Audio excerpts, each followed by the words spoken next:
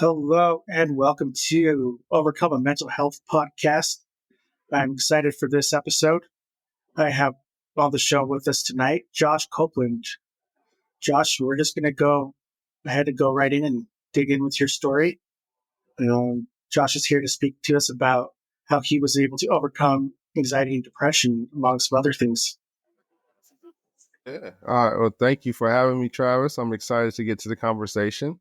So my name is Josh Copeland. As Travis said, I'm a motivational speaker. I travel the country and I speak about mental health, emotional wellness, character development, leadership, ultimately how to become the best version of yourself and what that looks like for whatever stage you're at in your life. And so for me, I grew up in Fairborn, Ohio. It's right by Dayton. If you're not familiar with that is, it's a hour kind of north of Cincinnati, hour south of Columbus. So Southwest Ohio. Have kind of a biggish family, if you will.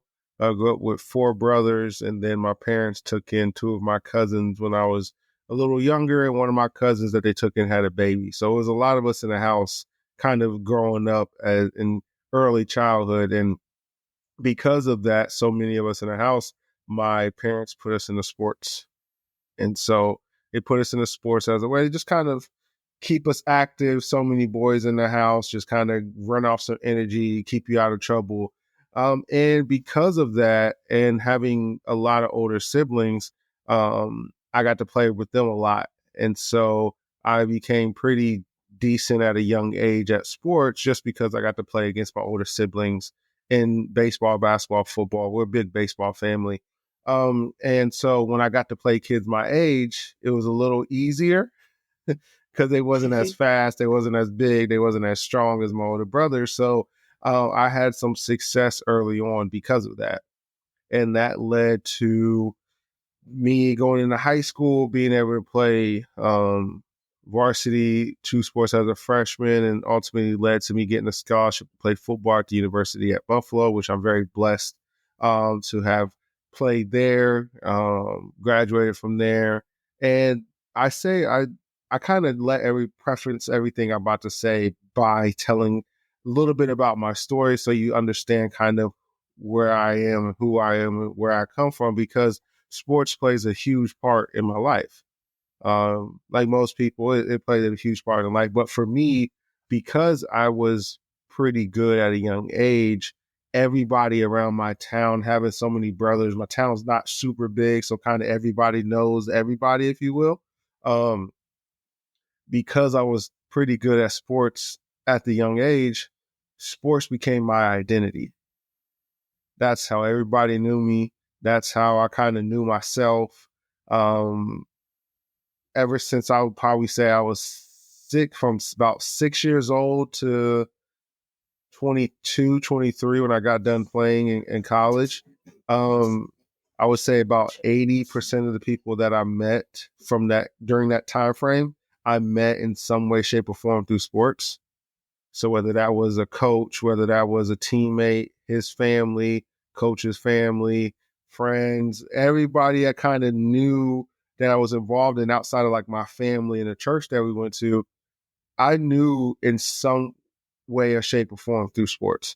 And so that kind of became who I was, and I didn't know how to function outside of being an athlete.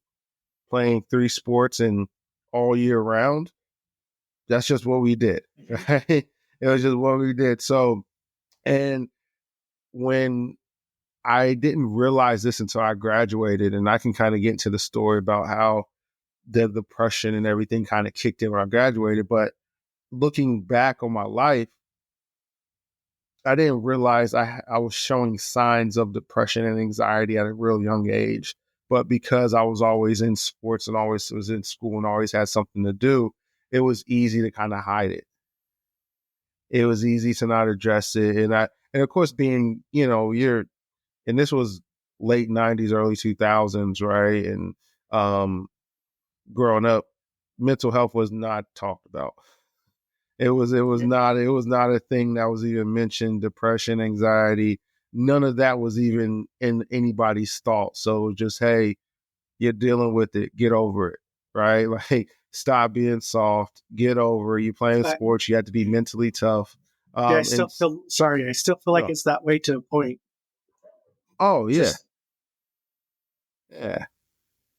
Yeah, I think it is. I think some people, it's starting to change a mhm. little bit where you're having these conversations in school more, and when I go speak to high school kids, or if I speak at a school assembly or college or whoever I work with, it's always part of the conversation. And sometimes I like to tell kids, and there's a balance, right? Because yes, you want to take care of your mental health, but you also can't use that as an excuse not to do what you need to do. And I think that's where it's a balance of, okay, I still had to take care of my mental health, but I also have homework and a test and 4 assignments due tomorrow that I have to get done. You know what I mean? I this being a parent, right? It's like, as a dad, I have all this stuff going on, but as soon as I get home, I got to be dad and I got to be a husband. So I can't let anything take away from that, regardless of what I have going on in my own personal head and everything. So um, I just think it's an interesting conversation to have, and you can have it's talked about differently depending on the age and the generation you're talking to it about. And I think that's where the dynamic is, especially like in a workplace, or especially somewhere where you have multi generational gaps, or whatever, if you call it, working in the same spot. So they're all looking at each other in a different way regarding mental health and regarding all these things. So it's an interesting conversation for sure. So I think, trying to go back to oh yes. So when I graduated college, all right, and I came back home, I really struggled with identity, and I really struggled with who I was and which direction I wanted to go in my life. And came home and I felt like a failure. Uh, Thought I was going to go to NFL. Never really was not never really arrogant. I was just confident in my ability. And when you're able to have any type of success at sports, and not only sports but in life, all right, when you're kind of good at something, especially at a young age, people tend to love you more for what you can do than who you are. And that's where it really got me, was people started to love the idea of me being an athlete, and I didn't know life without being an athlete, so I started to love and try to develop Josh the athlete, and never really took time to develop Josh the person, because I just didn't think it would ever end. Hey, I was just like, I will play until I'm 38 years old, retire, have millions of dollars, be set, be fine. And the reality, when that didn't happen and that set in, I was lost. I was lost, and moved back home. Um, and living with my brother, not really making money. So for the first time in my life at 24 years old, I was failing at something. And and not and it's kind of weird, because I never really want people, I never want people to feel sorry for me and feel like, oh, he's trying to get sympathy. He was a Division I athlete, if you will. He had a free college. He doesn't have debt. What is he depressed about?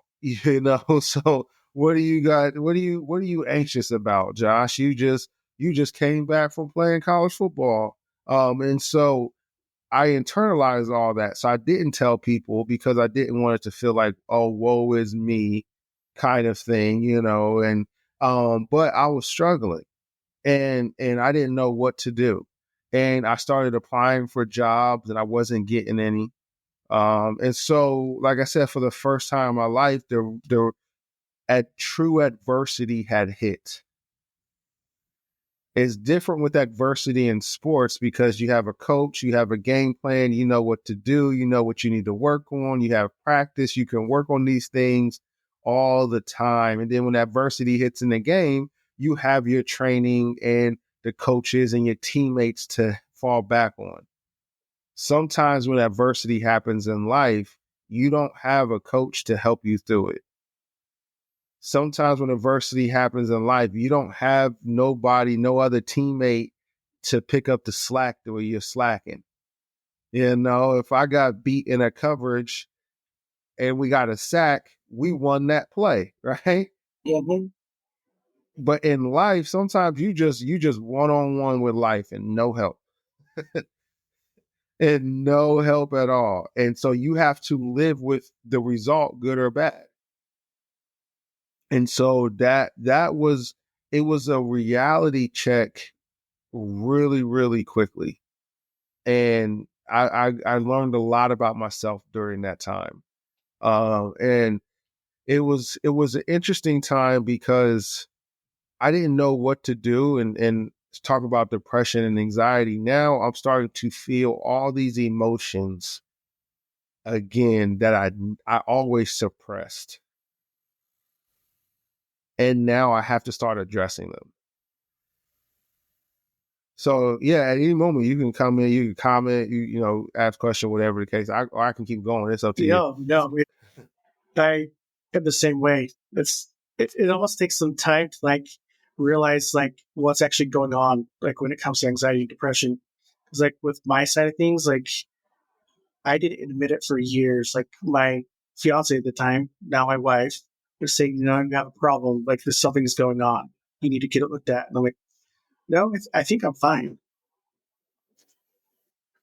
Yeah, yeah. It's tough because if you don't know the right way to articulate what you're going through, you don't know what to label it, you don't know what to call it, and you don't want to like link yourself to Mhm. depression. You don't want to link yourself to anxiety. So when all this stuff started happening, what mechanisms did you use to start coping?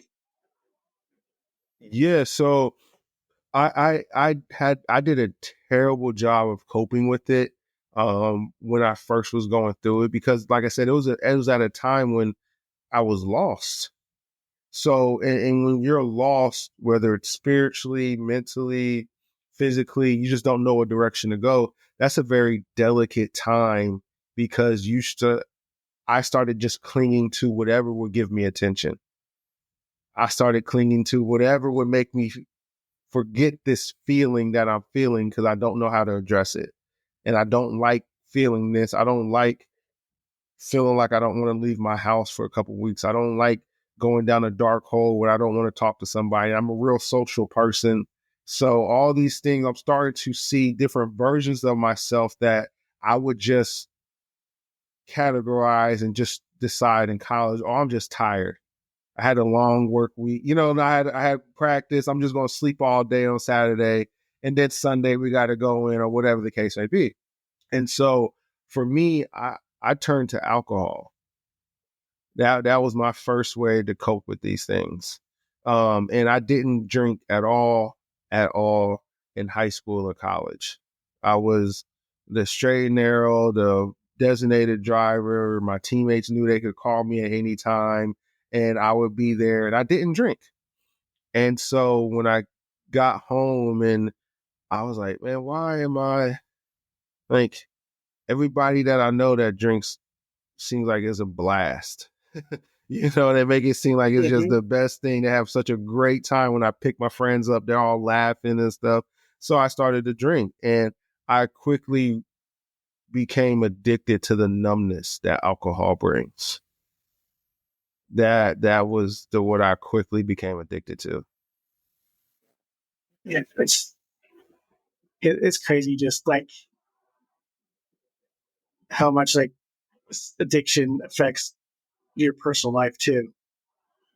And it's like Yeah, it goes like hand in hand to me with it's like mental health as well. 100%. It does. It does. And it's one of those things that I never really realized until, I was in it, and I was abusing alcohol for about 3 years. And it was 2 or 3 years. And it was one of those things where I never really knew how bad it was until I took a step back and tried to, oh, I gotta do something different. Because you're right. You just start to slowly spiral. And for me, I was creating a new norm for myself, slowly but surely. And when, as before, my norm and my routine was to wake up, go to practice, go to school, work out, play a game. In the off season, it was the same thing: wake up, practice. So, in growing up, I always had something I was trying to achieve. Let's say that. It was always a goal. It was always, okay, I didn't like the way this season ended or how I performed. I have now 4 months to get ready for the next season, right? 5 months. So I can train, so it was always something to chase. It's almost like when you get rid of that structure in life and you get in one of your depression modes or having, in the middle of an anxiety attack or whatever you want to call it, and there's no structure around it, like things just get worse and it's easier to dig yourself into a hole. Oh, 100%, 100%. Because as things are getting worse and you're trying to, for me, I was trying to dig myself out of a hole, but I didn't know I was digging one deeper. You Been there, know, done that. Yeah, I was digging, but I thought I was like act like climbing out of it, and I was actually digging deeper and not knowing. And so it was definitely a delicate spot. And so I started to drink. I got a DUI coming home from a bar. I was a mile away from my house, and it was so then the reality, the shame, the guilt, the embarrassment starts to kick in.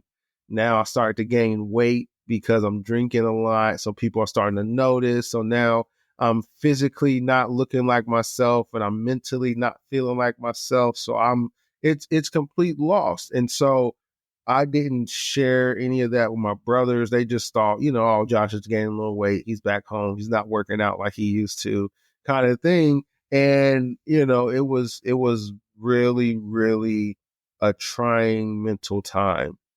And I had a bit bad panic attack. It was a time when you just trying to figure out stuff, and I wasn't doing it the right way. And at what point, like what made you kind of get to that point where you're like, you know what, I have a problem. Like I need to do something about it. Like what was that kind of, I want to say like rock bottom, but not rock bottom moment for you? Yeah, I think for me it was I live with my brother. I think I said at the time, and um I really couldn't keep a job, so I was being a bus boy at a restaurant, Texas Roadhouse, back in my hometown. And so, like, the reality just kind of stud in that, like, here I am, 24, 25 years old, have a college degree, just played college football, Division I football. Now I'm back home and I'm busting tables of people I went to high school with. I'm busting tables of like their parents who knew me since I was like 7 years old. I'm busting tables of high school kids now who used to look up to me when they was in like elementary school, being the athlete in high school. So it was like a humbling, kind of like a weird time where it was like, well, this is what life is right now, and I don't like it. So that kind of propelled the drinking even more, because I was like, I'm embarrassed to go to work every day, but I have to go because I had to make some type of money, even though it's not a lot. But I'm just busting tables so I can go to work drunk, for real. It's just like I'm literally wiping off the table and then taking it back there. Like, I don't have to be super sober for this. Mm-hmm. And so I found myself drinking 6, 7 days out the week, like all day. Like it was just I was constantly in a state of being drunk and intoxicated. And a thing that kind of brought me kind of that was a real reality check was after the DUI, and it was, and then here's another kind of crazy thing that happened. It was once one thing happened, it was like a domino effect. Then stuff started happening quickly. It was like a slow burn, and then once one thing fell over, then it was like out of control. The spirals and spirals. Yep. Spiral was really fast. It's like a slow time to get there. And then once it does, an event happens, something happens that in life, then it's just like you're just on the roller coaster now. And you're like, I don't know what's going on. I'm just hanging on. And so that was me. I had a DUI. And then about a couple months after DUI, I was like, I can't drive anywhere. So now I have to have a designated driver. So I'm drinking even more now because it's like I can't even drive if you want me to. I got the papers that say I can't. So haha, you gotta take me. And so um and one night we're hanging out with my friends and I start to smoke too. So now I'm smoking. I want to say I never really smoked anything. So I'm starting to smoke weed and nothing wrong with it for whatever your beliefs are. But for me, I didn't know how my body was going to react to this. So I went from 24 years of doing nothing to now I'm drunk constantly and then was smoking and then doing edibles. And it was just a whole concoction in my body that I didn't know how it was going to react. And so one night we go out with my friends, and I make a long story short. One night we go out with my friends and we drinking, smoking. They give me an edible because they're like, weed makes me like really paranoid. So I have the alcohol, then I had the paranoia like right on top of it. And then the anxiety starts to kick in and then everybody's watching me. And and it's all in like happening in real time. And so my friend gives me an edible. He's like, hey, man, eat this, you'll calm down. I didn't know how strong the edible was. And he just said, don't eat the whole thing. But me being drunk, high, and at a bar, I just eat the whole thing. And so it all hits me at one time when we get back to his apartment and we're watching the movie like The Matrix. And so now I'm laying on the couch and we're watching The Matrix. And there's a scene where like the metal octopus and like the first one, there's like this octopus looking thing is like attacking the ship and it's attacking the ship, and I'm laying on the couch and then I just see it just start crawling out of the TV. And I'm like, oh, this is bad. Full on trippy. Yeah. I was like, I don't know what's going on, but like, I've never been in this Yeah. situation. So I don't know how to like calm down. I don't know. So I start panicking and thinking it's coming after me. And my friend lives on a college campus. And so I get up, it's January 18th. And so it's in Ohio, it's cold. I get up and I start running down this college campus in a full-fledged panic attack, thinking that this octopus looking thing is coming to get me. So when you ask what's rock bottom, it was that moment when I'm running down a college campus in a panic attack, drunk, high, not knowing what's going on, trying to figure out something, not knowing who I can call because quite frankly, I didn't want to call the police because like I'm a bigger black dude and I don't know how I'm gonna react if they come try to help me. And now I don't know, right? I don't know how I'm gonna react if I see somebody. So I ran about 5 miles home and I woke up in the fetal position in the bathtub because that's the only place I felt safe.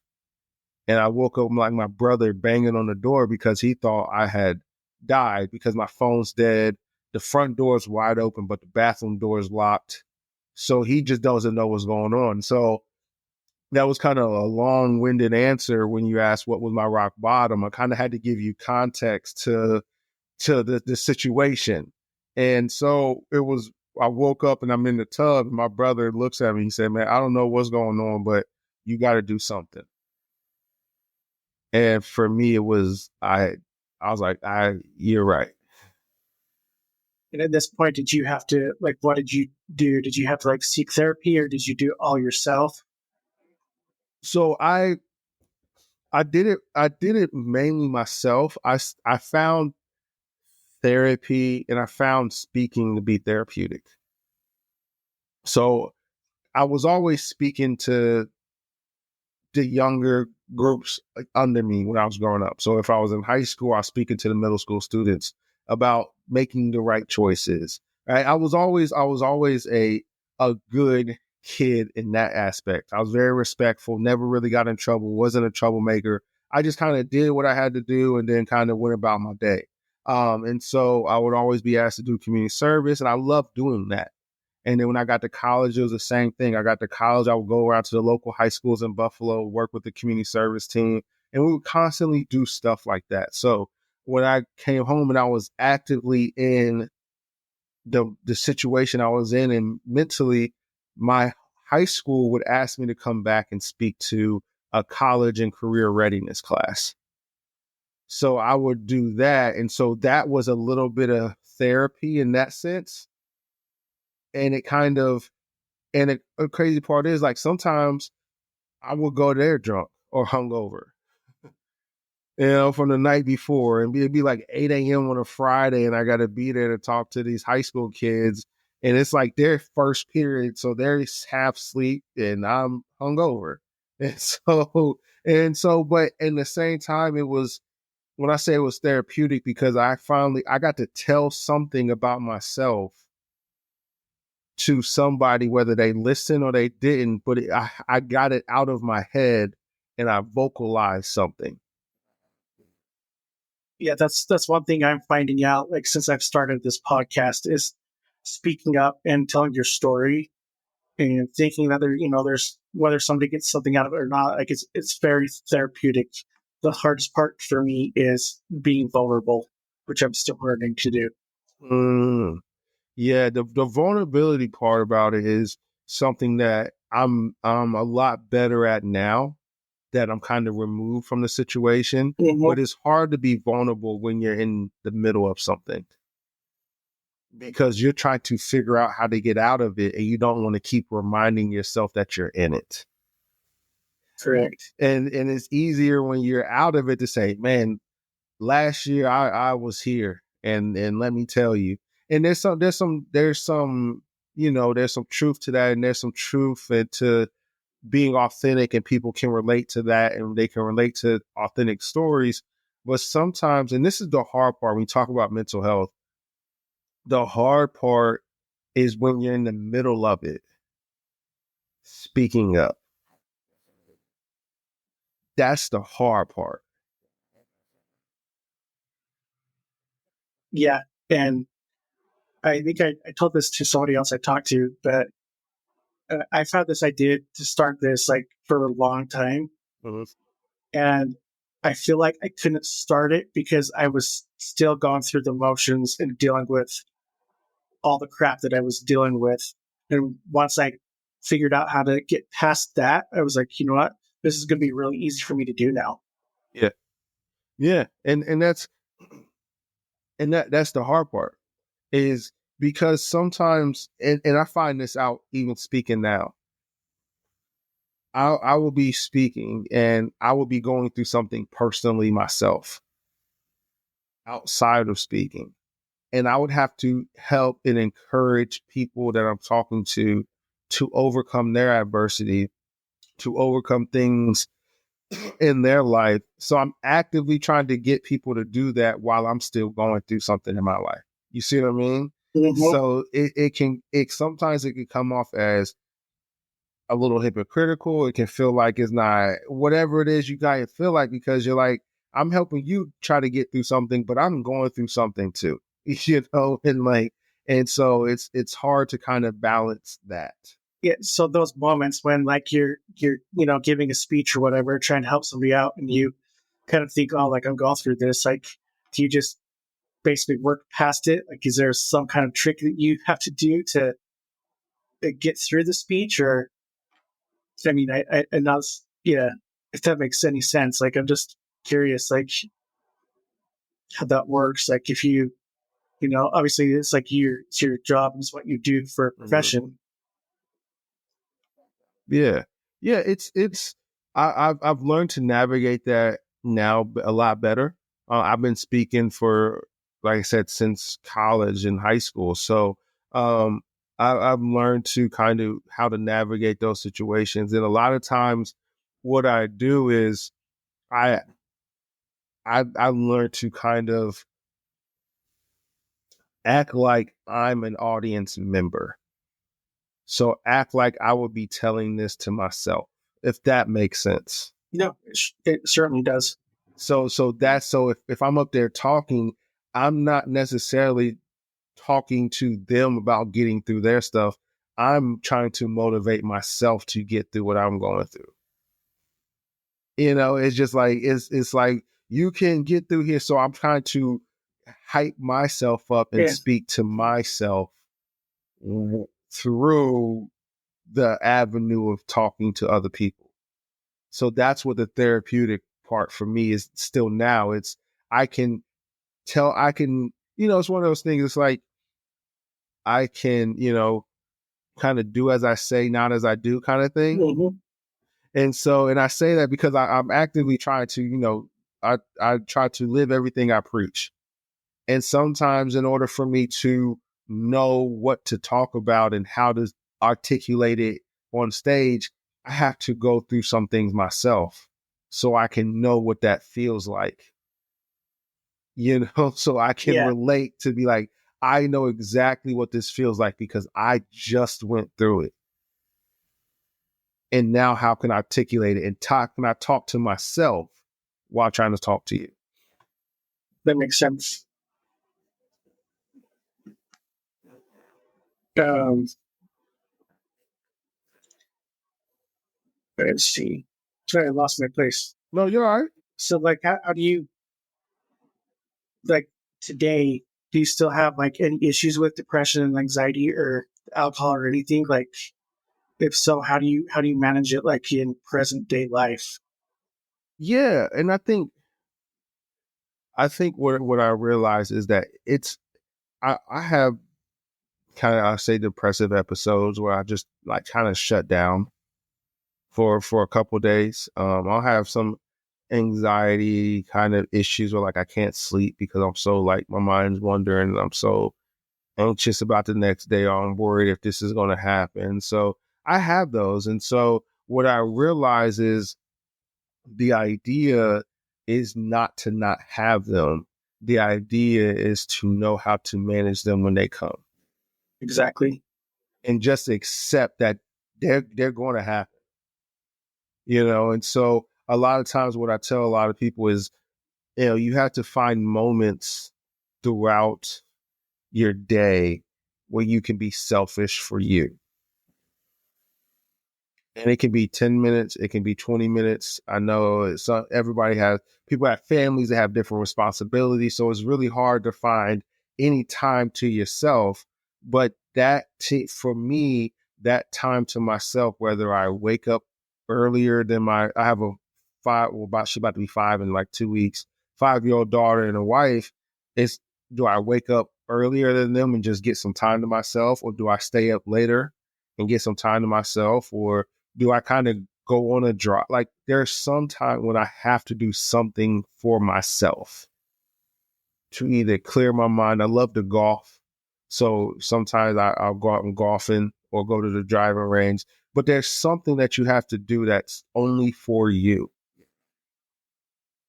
that nobody else can interrupt, whether that's playing with Legos, like not playing with making Legos, whether that's drawing, art, whatever it is. All right. And so that's what I found is I have to create time for myself and be there for myself so I can be there for other people. Nice. You said golf is one of those things for you. Is there anything else that you do?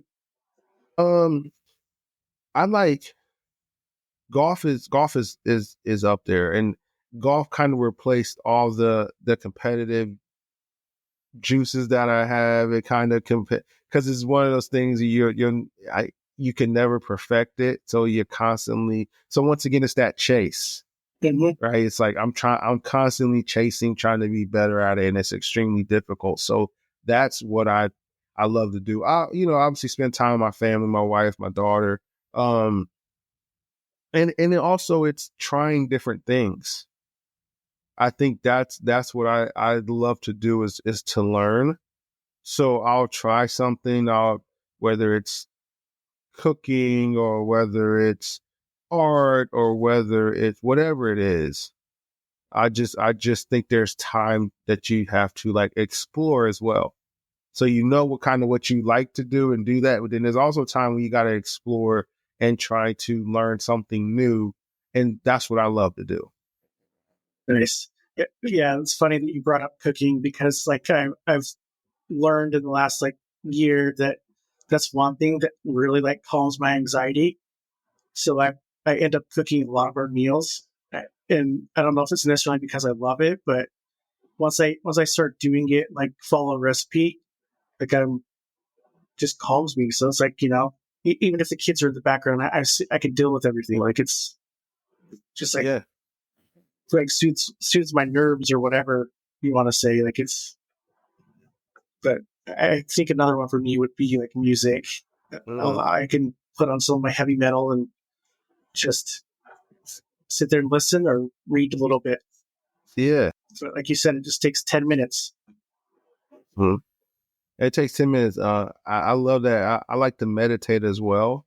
And sometimes at night or in the morning, that'll be what I take 10 minutes to like just meditate, focus on breathing, try to clear my mind. If I had a real busy day, then if I meditate at night, it was just trying to be to relax and get rid of some of the stress and anxiety of just sitting there in silence. And that's scary because when you finally sit down in silence, the only thing that can move is your mind. Yeah. And sometimes that's Yeah. scary. So when I sit in silence, sometimes I wonder what my kids are up to. Yes. Yes. I wonder Yes. if they're like flooding the house or if they're making a mess. It's kind of, it's kind of one of those things where it's like, if I sit in silence, because we're so used to moving Mm-hmm. and we're so used to, and that's part of anxiety as well, is always feeling like there's something that you have to do or something's going to happen wrong. It's that always the underlying fear that if I'm not around to control something, something's going to happen. What are the like major things in life that you would say like give you anxiety? That's a great question. I think for me, outside of like the the safety of like my kid, right? Like that's if she's not around me, then it's always you're wondering where she at. Is she safe? Is she safe at school? Is she safe at grandma and grandpa's? Like, am I just going to get a call randomly? Like, so that. But I think majority of parents, if not all, kind of have that kind of always underlying. So, but one thing that truly kind of gives me anxiety, that kind of keeps me up at night, that I worry about is failing.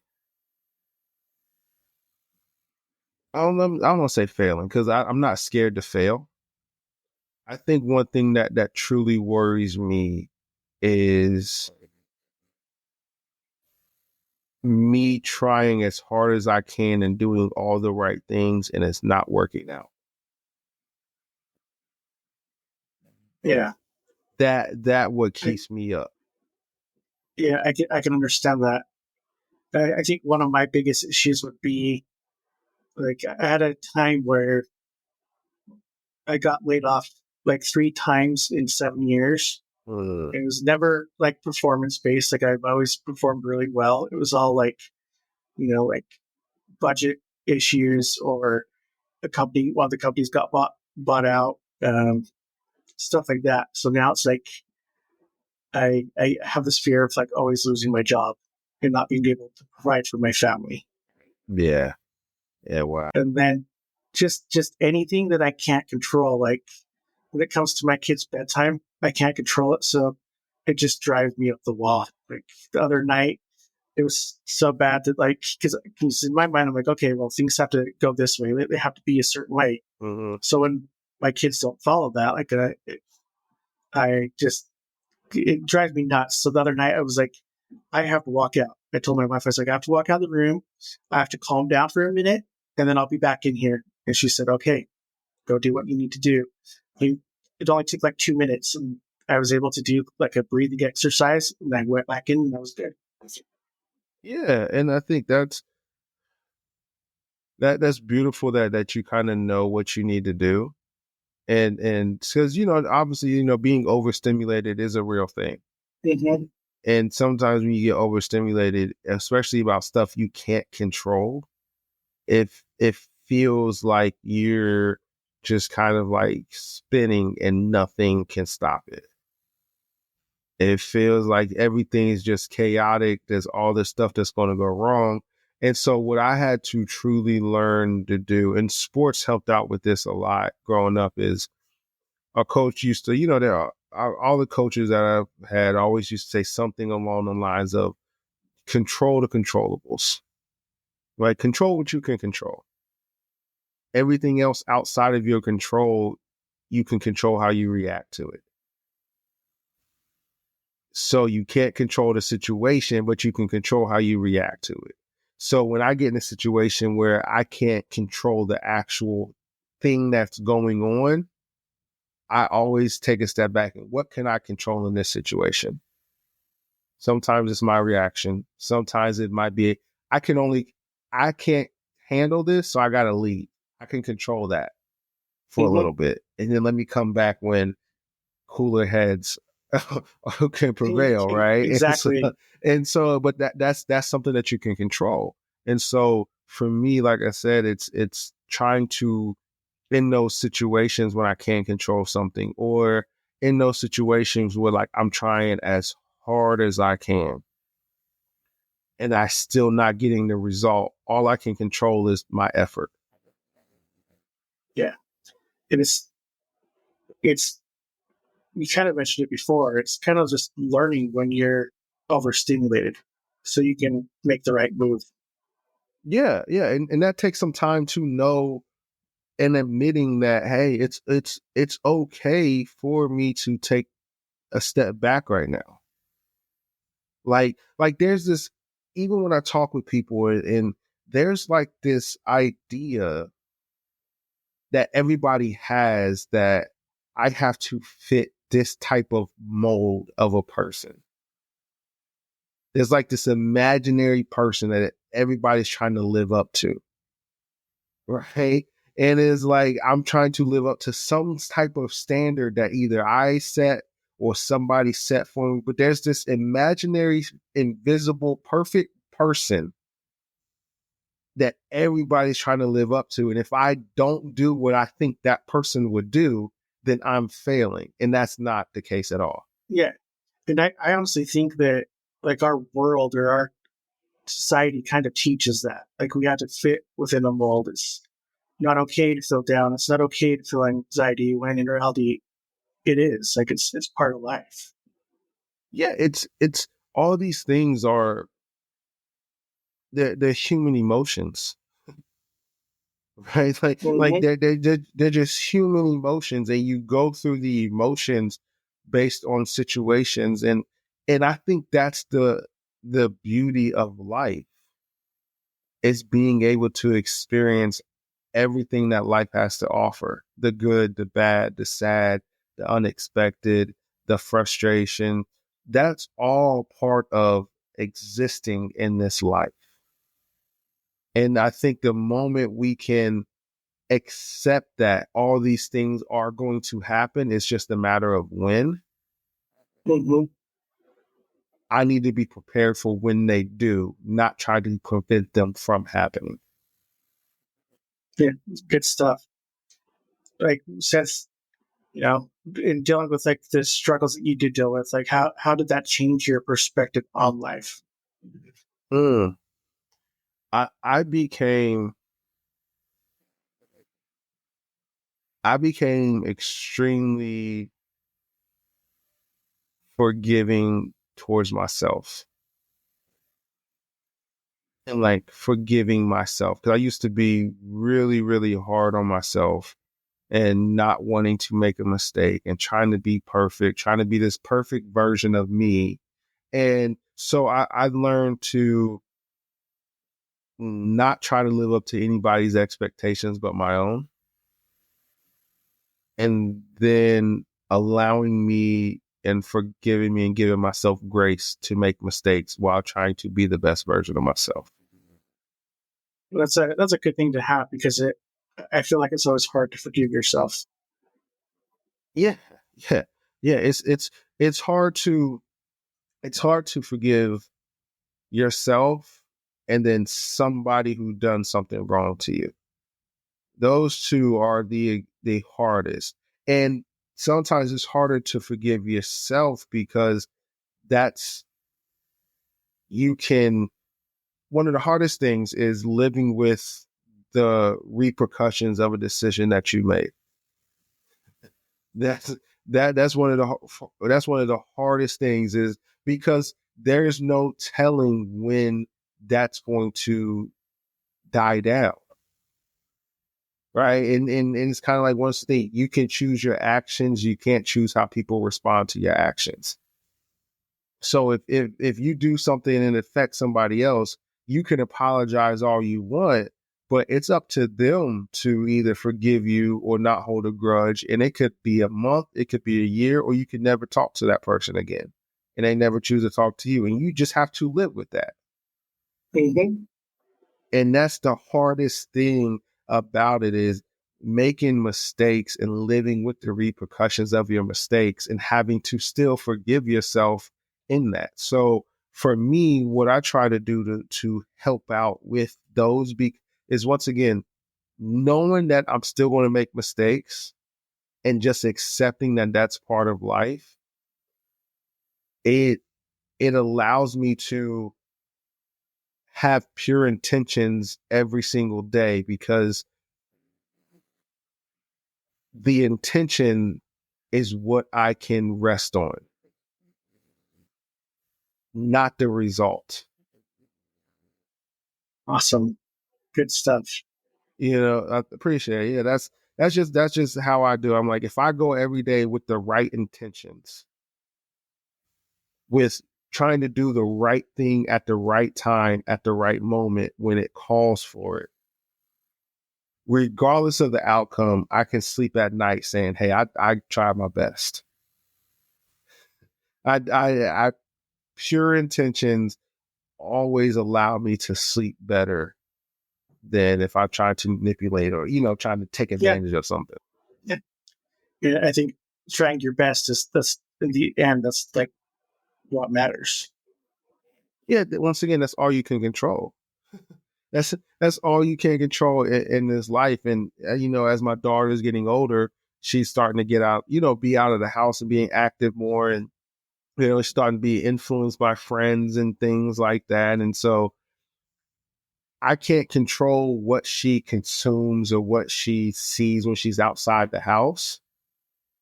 All I can control is trying to be the best version for her while she's in my presence and emulate how she should respond Mhm.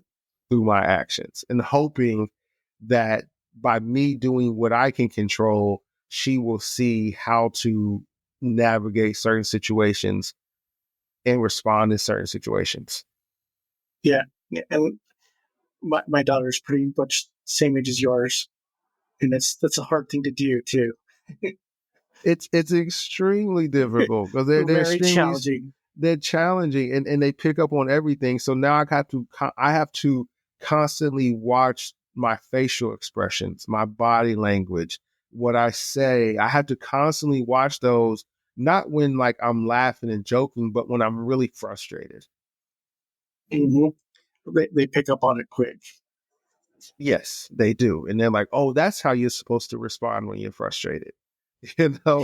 And I had to constantly like, no, no, no, like daddy just has a lot going on right Yeah. now. Sorry. Daddy should not have done like reacted that way. Yeah. Yeah, yeah. And I also think, just the parenting thing, I think for me I want my daughter to see and experience me saying I made a mistake. because I want my daughter to trust me, but I don't want her to think I'm perfect. Yeah, it's funny you said that. Uh, sorry, I'm kind No, of you're throwing it good. off here. You're good.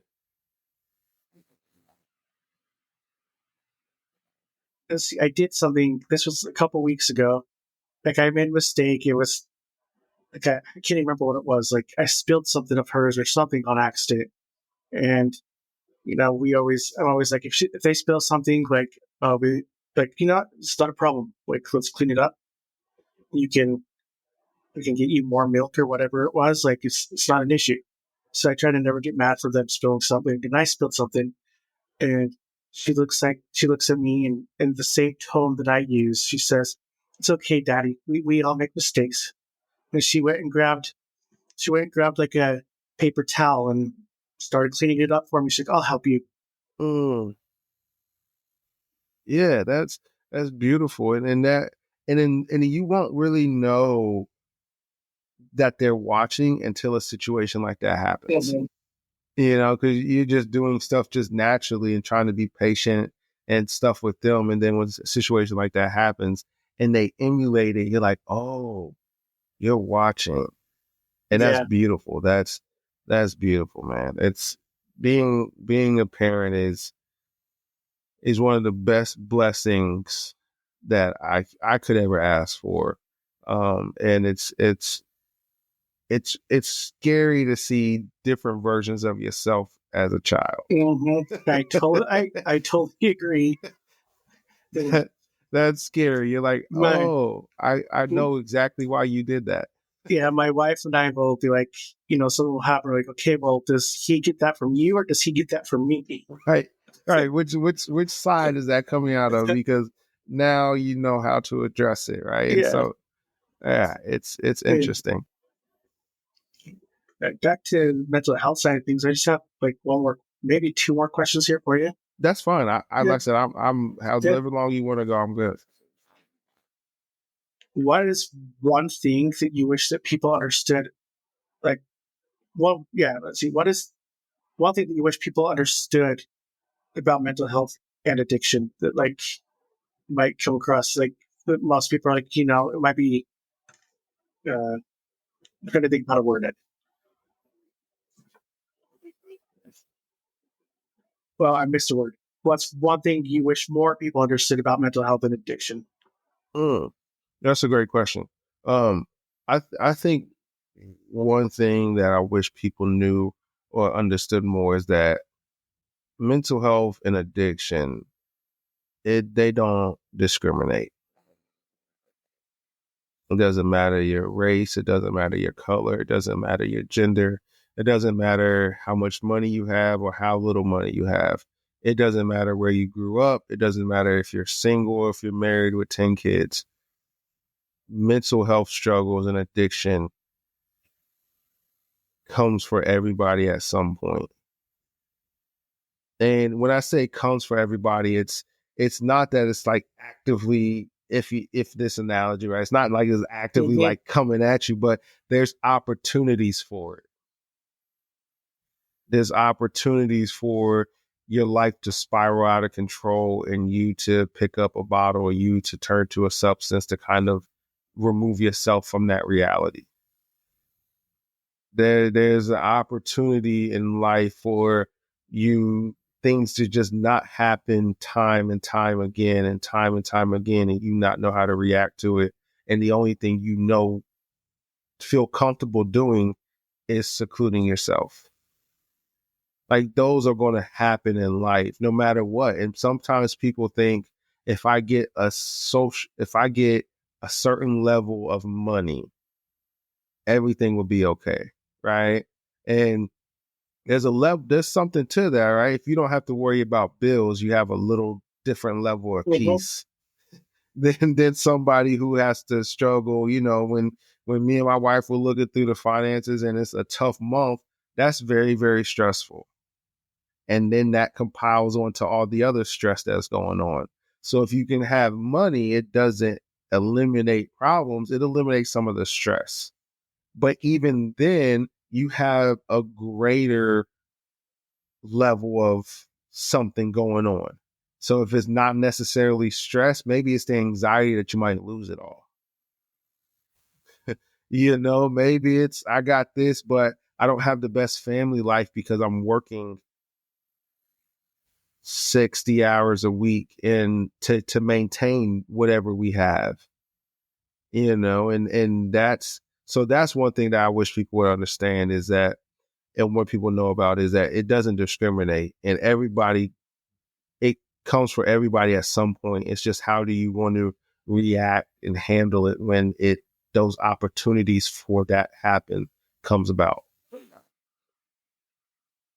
So what advice like would you give anybody that's like struggling with anything, whether I mean just in life in general? Yeah, I would say this. I would say that you're worthy of your own time. I think that's one of the biggest things that I see is that people, especially as you get older, you have more responsibilities and more responsibilities, is you don't make time for yourself for whatever reason. And I think a part of addressing mental health is having time to address it. I think that's part of the process of healing is allowing yourself to heal. When you're working out, right? When I would work out, a part of the workout, probably one of the most important parts, is the recovery, so you can do more. And I think sometimes you talk about overstimulated. Sometimes we overstimulate our minds with all the stuff we have going on in our life, and we don't take a second to give our mind a break. And so one Yes. of the advice I would give people is figure out a way to give your mind a break and regroup so then you can handle more things. Love it. I want to just know a little bit more about your business. Is it learning Yeah. to cope? Learning to cope. Yeah. And so I started in like 2017. I was working full time at a community college after I was a bus boy and going through all that. I was kind of on the climbing out of that, and I got a part-time job at a community college and met my wife at the restaurant that we was working at. And as I was working with students in college and going back to high schools and talking, I wanted to create something where I could help people with mental health because now it dawned on me that that's what I'm struggling with. And so learning to cope, we started it, like I said, 2017. We go around and we do workshops and speeches and programming regarding mental health to businesses. We do professional developments. We go to school assemblies, um, athletes. We just talk to different organizations about it. And the cope is kind of fold, if you will. My last name being Copeland. In sports, everybody called me Cope. Nice. And then the mental health, you learning how to cope with mental health. So it's like a double meaning, and Yeah, it's kind of just like but I love it. it was like a play on words, but it kind of Yeah, fits so perfectly, and it was learn to cope. So that's where that comes from. it's awesome. And do you guys like travel all over and do assemblies and that type of stuff, or do you stay in like one main area, or how does that work? Oh, we'll go anywhere in the country. Nice. It's been to LA, been to Vegas, New York City, Tennessee, going and all over the Midwest, the surrounding states, Ohio, um, just kind of anywhere that would have us, I should say, and a lot of times a lot of it's with schools or school organization, education, whether it's staff development or because even staff, right? I could talk to the high school kids or college students or athletes about mental health and how to overcome stuff, but sometimes the staff need to hear it as well. Sometimes the staff need to understand that it's okay to take time for yourself as well, and then when you do that, you're able to be more present for the students, which that's the reason you really are doing what you're doing is because you want to help somebody else. But sometimes you have to help yourself so you can help somebody else. And so we do that. And then when we go, we're venturing now into more corporate spaces, if you will, and professional developments there at conferences and things, kind of talking about the same thing, how to, high achievers and how to maximize your time at work and work-life balance, if there's such a thing, and how do you navigate all this crazy stuff that life has to offer while still performing at a high level at your job. And another big one that we started doing was a workshop on bridging the generational gap in the workplace and having these conversations, because I do work a lot with high school and college students who are now becoming the entry level position in corporate world. And how do you navigate that when you have a college student that just got out of college, that's just their first kind of real job, if you will? How do you navigate that and put that in the same room as somebody who's 55 and been doing the same job for 25 years? Yeah. How do you have that conversation and get them to have the same goals and reach those goals at the same time? Awesome. Is there anything like topic or anything that you want to discuss that we didn't touch base on tonight? Oh man.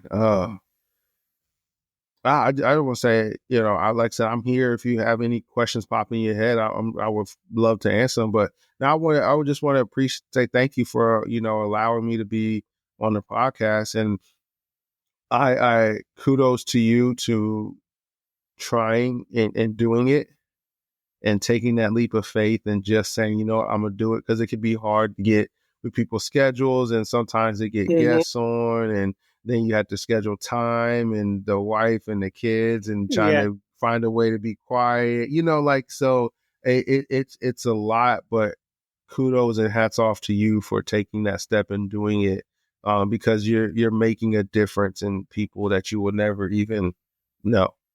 Thank You'll you. never meet Thank some you. people I'm that you're making a difference in. still pretty young, so I'm hoping that I'll make a difference. Like, I'm hoping that, it's just that one person sometime will be like, you know what, you changed my life, or this episode really helped me in this way. Yeah, and it will, and I would love to give you some encouragement, if I could, Mm-hmm. on not not getting discouraged and stopping when things aren't going the way you think they should or hope they should, or if you're not, for whatever reason, not getting subscribers or views and you think you should, and just don't get so discouraged that you stop. Yeah, my wife keeps me on my toes with that one. I love it. I love it because in a lot of times people stop right before, and once that and I'm that big break, yeah. yeah, and I'm talking to you, like kind of talking to myself through. You see what I mean? So it's like it's sometimes people, and you hear the stories all the time of people. Walt Disney, he went to however many banks to try to get a loan, and nobody gave him one. It was like 200 or something, right? Excuse me. And Oprah didn't start her show till she was a certain age, and all these things, and it can sound cliche until you're in the middle of it. It can sound like, yeah, right, until you're like, hey, we're 30 episodes in, and we're getting to have a couple listeners, or you're 30 episodes in and you have hundreds of listeners, and you're just like, how can I maintain this? How can I still keep them entertained, to keep them coming back? So no matter what level you're going to hit, and you're going to hit all the different levels of it, right? There's always somebody there that's going to take something from whatever you're doing, and you're providing an opportunity for that to happen. So hats off to you. And, well, I thank you for the words of encouragement. It's sometimes it's a little frustrating because it's like things don't move as quick as I want them to, but then I see like, just even a couple of views here and there, like, oh, I'm doing something, I'm doing something. So it's just kind of a reminder, like, why I'm doing it. Yeah. So where can the listeners find you? Like Instagram, website, anything that you want to mention? Yeah, so I have a website. You can go to my website at joshcopelandspeaks.com. That's my website. Instagram is probably the social media platform that I probably use the most that you can kind of find me at. And my Instagram is learn the number two and then cope. So my Instagram is learn to cope, and that's the number two, not TO or TWO. It's learn the number two and then cope. I would love to connect with y'all. If you see this, message me. We can connect. I want to help and I want to be a resource if I can be to anybody. I don't know everything, but I'll tell you everything I do know. And everything that he just said, I will add in my show notes. So add links. So it's easy to navigate too. Okay, I appreciate that. Yeah. And I want to thank all of you for listening. You can find us on Instagram at Overcome Pod. We're on YouTube as well. We also post the podcast on all major podcasting platforms, Spotify, Apple, Amazon, you name it, it's probably on there. If you can go on and give us a follow, a like, a share, it really helps us out. I appreciate it. Thanks, everyone. Until next time.